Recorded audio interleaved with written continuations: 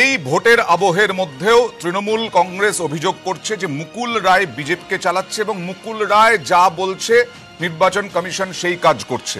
যেমন 7ই এপ্রিল মুকুল রায় অভিষেক গুপ্তা কোচবিহারের তৎকালীন পুলিশ সুপার তার বিরুদ্ধে কি কথা বলেছিলেন একবার দেখব। তারপরেই যখন অভিষেক গুপ্তাকে সরানো হলো তখন তৃণমূল কংগ্রেস ত্রাহি ত্রাহি রব করে বলল যে মুকুল রায় বলেছে তাই নির্বাচন কমিশন। আজকে মুকুল রায় আবার বলেছেন রায়গঞ্জে শান্তিপূর্ণ সম্ভব নয় নির্বাচন যতক্ষণ না পর্যন্ত উত্তর দিনাজপুরের পুলিশ সুপারকে বদল করা যায়। সেদিন কি বলেছিলেন দেখে নেওয়া যাক। আমি শুধু আপনাকে প্রধানমন্ত্রীকেও সামনে রেখে বলতে চাই, এই জেলার যিনি রিটার্নিং অফিসার কৌশিক বাবু এবং এই জেলার পুলিশ সুপার অভিষেক গুপ্তা, আপনারা পারলে আপনাদের গায়ের উট দুটাকে খুলে ফেলে দিন। অভিষেক গুপ্তা, আমিও 10 বছর রাজনীতিতে থাকবো, তুমি কত বড় এসপি আমরা দেখব। আমি সমীর দা আপনার কাছে যাব। এসপি বদল করলেই কি ভোট অন্যরকম হয়ে যায়? অসম্ভব। শোনো, যে জায়গায় যার যে দলের সাংগঠনিক শক্তি যেরকম, ভোটটা সে সেরকম ভাবে করাবে, তাতে সে পজিটিভ ভোটও করাবে প্লাস রিগিং করেও করাবে। এবং যে দলের সাংগঠনিক শক্তি কম তারা সবসময় অভিযোগ করবে যে রিগিং হচ্ছে, অমুক হচ্ছে, ইত্যাদি হচ্ছে। সুতরাং একটা পুলিশ সুপার বদলি করলে কি হয়, একটা পুলিশ সুপার থাকলে সে তার নেটওয়ার্ক দিয়ে, তার কাছের অফিসার দিয়ে হয়তো কিছুটা ভোট বাড়িয়ে নিতে পারে বা রিগিং এ সাহায্য করতে পারে, কিন্তু পুরোপুরি ভাবে একটা ইলেকশন জিতিয়ে নেওয়া যায় একটা এসপি, এটা সম্ভব না। কিন্তু নির্বাচন কমিশন তো আস্থা হারাচ্ছে এই সমস্ত পুলিশ অফিসারের উপরে, তাই তো বদল করা হচ্ছে না। আমি নির্বাচন কমিশনারকে অন্য দিক দিয়ে ভালো বলবো, সেটা হচ্ছে একটা অভিযোগ যখন উঠেছে তুমি তাকে বদলি করে দাও, তখন দুদিন বাদে তো আবার তাকে সেই জায়গায় নিয়ে আসা যাবে। আমরা তো অতীতে দেখেছি আগের ইলেকশনে অনেককে বদলি করে দেওয়া হয়েছে ভালো কাজের জন্য, আবার অনেককে ফিরিয়েও এনেছে, তারা তাদের জায়গায় ফিরে চলে এসছে। সুতরাং এক্ষেত্রে তার একটা ভয় আছে প্রশাসনের মধ্যে। এবার ধরো যাদেরকে বদলি করা মানে সরিয়ে দেওয়া হচ্ছে, ইলেকশনের পর আগামী মাসে যখন ইলেকশন রেজাল্ট বেরোবে তারা আবার তাদের জায়গা স্থলাভিষিক্ত হয়ে যাবে। সেখান থেকে আমি বলবো কমিশন কোন রকম তাদের বিরুদ্ধে সমালোচনা হোক, এটাকে মাইনাস করবার জন্য এগুলোকে বদলি করছে, এটা সাময়িক। তো ঠিক এখানে প্রশ্ন আমার সঞ্জয় সিং এর কাছে, কোথাও কি যেখানে একটু বিজেপির শক্তি আছে, বিজেপি কিছুটা হলেও জয়ের আশা দেখছে, সেখানেই এসপি কে বদল করে পুলিশের প্রশাসনকে রদবদল করে একটু কোথাও অস্থির করে তোলার চেষ্টা? সঞ্জয়ের আগে আমি একটা কথা একটু বলে দিচ্ছি সঞ্জয়, সেটা হচ্ছে আমাদের ক্রিমিনোলজিতে একটা কথা আছে জানো, যে habit is the second nature of human being. তো সেইখানে মুকুলবাবু কিন্তু অতীতেও এই পুলিশের কন্ট্রোলটা, এটা ওনার একটা হ্যাবিট, কিন্তু অতীতেও পুলিশ কন্ট্রোল করেছে, অতীতেও কিন্তু বদলি করেছে। সেই কারণে হয়তো বিজেপিতে গিয়ে এই দায়িত্বটা পেয়েছেন। সঞ্জয় সিং, খুব সংক্ষেপে নেব, আমাদের একটা বড় খবর আছে।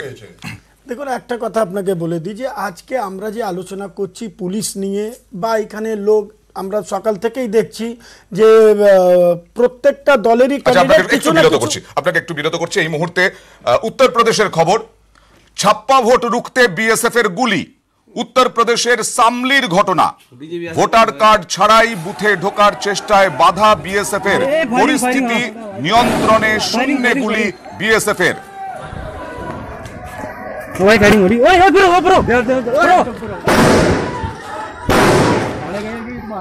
না না না, তো না কার কাটবি यार।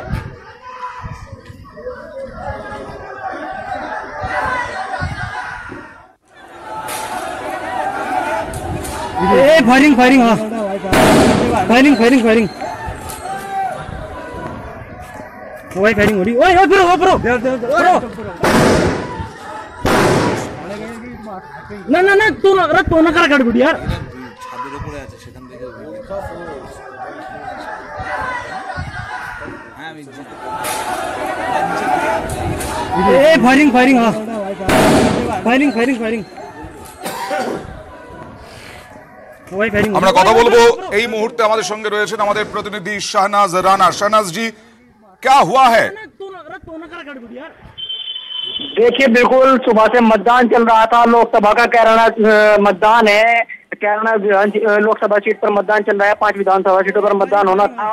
ये कांडला का गांव गुजरान है, जहां पर सुरक्षा बलों और ग्रामीणों के बीच फायरिंग हुई है, पथराव हुआ है।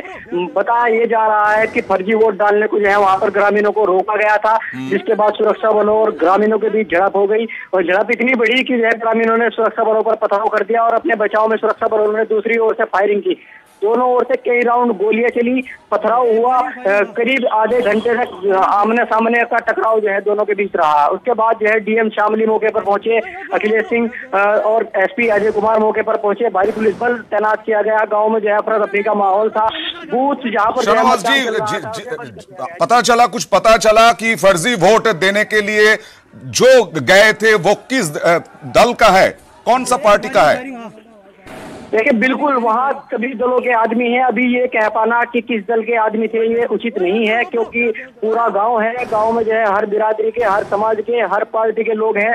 वहाँ पर जो है लोगों की भारी भीड़ थी, सभी लोग जो है एक साथ पथराव करने लगे थे कि सुरक्षा बलों ने जो है अपने आप का बचाव करते हुए जो मतदान स्थल है उसका गेट पूर्ण रूप से बंद कर दिया था और हवाई फायरिंग करने लगे थे। लेकिन ये कह पाना कि किस दल के लोगों ने वहां पर पथराव किया या किस दल के लोगों ने वहां पर फर्जी वोट डालने की कोशिश की, ये तथ्य अभी तक सामने नहीं आया है। डीएम शामली से हमने इस पूरे मामले में बात की। उनका साफ तौर पर कहना है कि जो सेक्टर मजिस्ट्रेट है उनको जांच सौंप दी गई है, वो कुछ ही घंटों में जो है उन्हें जांच रिपोर्ट दर्ज कराएंगे। डीएम अखिलेश सिंह का ये बयान है, तो उसके बाद ये जो है पता चल पाएगा कि किस दल के वो लोग हैं, क्यों उन्होंने ये उपद्रव किया, क्या उनके पीछे क्या मकसद था इस चीज को लेकर के, या कहीं माहौल बिगाड़ने की तो कोशिश नहीं थी। इन सभी पहलुओं पर डीएम अखिलेश सिंह जो है जांच के आदेश सेक्टर मजिस्ट्रेट को दिए हैं। जी बहुत बहुत शुक्रिया। আমরা এই রকম পরিস্থিতি এবং আরো অন্যান্য ছবি আপনাদের সামনে তুলে ধরবো। উত্তরপ্রদেশে এমন কি পরিস্থিতি হলো, বিএসএফ কে শূন্যে গুলি ছুটতে হলো, যেভাবে গ্রামবাসীদের সঙ্গে বিএসএফ এর বলা হচ্ছে যে বিভিন্ন লড়াই হয়েছে দুদিক থেকে, সেই দিক থেকে ছাপ্পা ভোট রুখতে বিএসএফ গুলি চালালো, কতটা হিংসাত্মক পরিস্থিতি হয়েছিল আমরা এই নিয়ে আলোচনা করব এবং আরো বিভিন্ন ছবি সাম্প্রতিক খবরাখবর আপনাদের তুলে ধরবো, কারণ সন্ধ্যে ৬টা অবধি ভোট গ্রহণ চলবে। একটা ছোট্ট বিরতি নিচ্ছি, বিরতির পর চোখ রাখুন